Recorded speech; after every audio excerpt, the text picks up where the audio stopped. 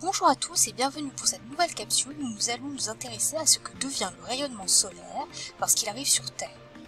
De quoi est constitué le rayonnement solaire? SOHO est le dernier engin spatial à avoir été envoyé par la NASA et l'ESA, c'est-à-dire l'Agence spatiale européenne, pour scruter notre étoile, le Soleil. Le Soleil brille parce que sa surface est à une très haute température de 5800 Kelvin, soit 5500 degrés Celsius. Il émet un rayonnement thermique, c'est-à-dire un rayonnement électromagnétique, produit par un corps sous l'effet de sa température. Comme nous l'avons vu, son spectre présente un maximum d'intensité vers 480 nanomètres appartenant au domaine du visible. Cependant, le rayonnement de ce réacteur thermonucléaire qui fonctionne à l'hydrogène comporte des rayonnements qui sont invisibles pour l'œil humain, comme des ondes radio, des micro-ondes, des infrarouges, des ultraviolets, des rayons X et même des rayons gamma lors d'éruptions solaires. Ces radiations voyagent à la vitesse de la lumière, c'est-à-dire à 300 km par seconde dans toutes les directions de l'espace. La Terre en reçoit qu'une infime partie.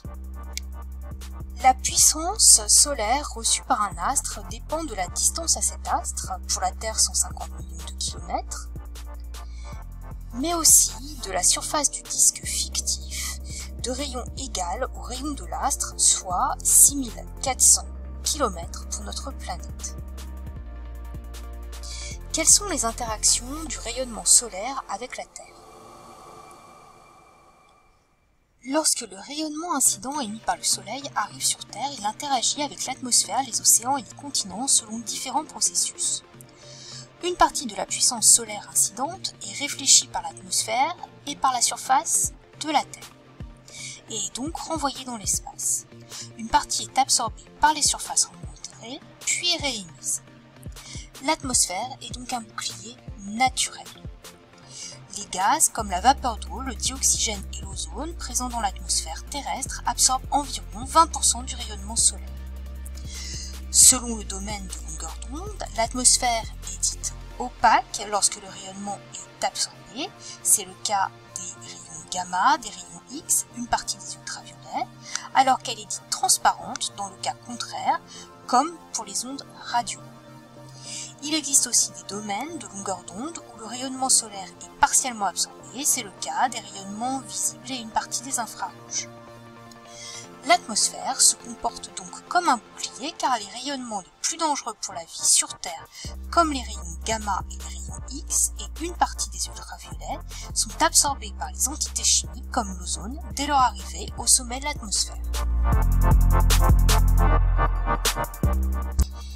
L'albédo. Ce mot, qui signifie en latin blancheur, permet de quantifier le rayonnement solaire diffusé par la surface de la Terre, les continents et les océans, par rapport au rayonnement solaire reçu. Pour illustrer, on peut essayer de donner l'albédo de quelques objets de notre quotidien. Le miroir est un objet connu. Pour tout réfléchir, son albédo sera bien évidemment de 1. Le corps noir, vu précédemment, est un objet théorique qui absorbe tous les rayonnements. Son albédo est nul. La neige a un albédo de 0,8. La mer, les forêts et les cultures, ainsi que les nuages, ont tous des nombres pour albédo différents. Mais à quoi peut bien servir cette grandeur?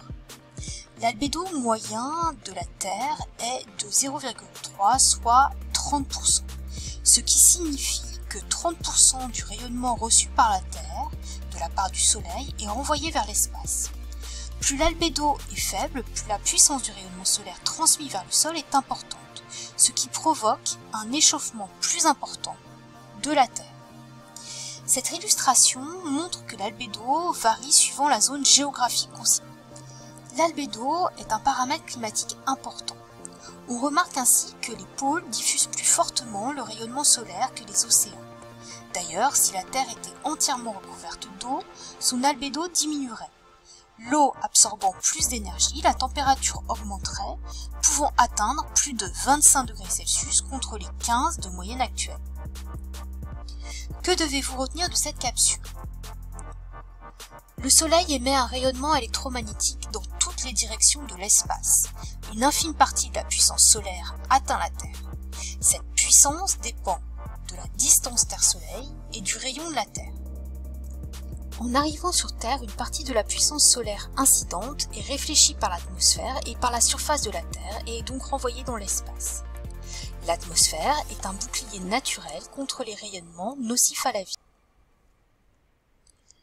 L'albédo permet de quantifier la partie du rayonnement solaire diffusé par la Terre. L'albédo terrestre est de 0,3, donc 70% de la puissance solaire est absorbée par la Terre. À bientôt pour une prochaine capsule.